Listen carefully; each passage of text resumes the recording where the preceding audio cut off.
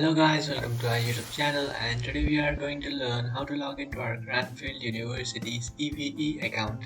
So let's get started. So to log into your Cranfield University's EVE account, what you can do is just simply open up your browser, select any browser you like, and after opening up your browser in search bar, you can search for Cranfield University EVE login.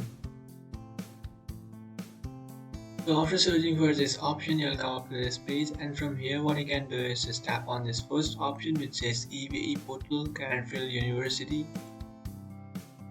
And after tapping on that option, you will come up to this login page, and from here what you can do is just simply enter your username and then enter your password. So after entering your username and password, what you can do is just tap on login, and after tapping on login, you'll successfully log into your account.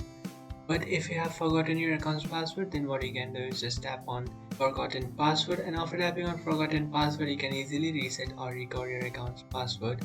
So after recovering your account's password, you can come back to this page and then enter the new password that you have recovered and then tap on login. After tapping on login, you'll successfully log into your account.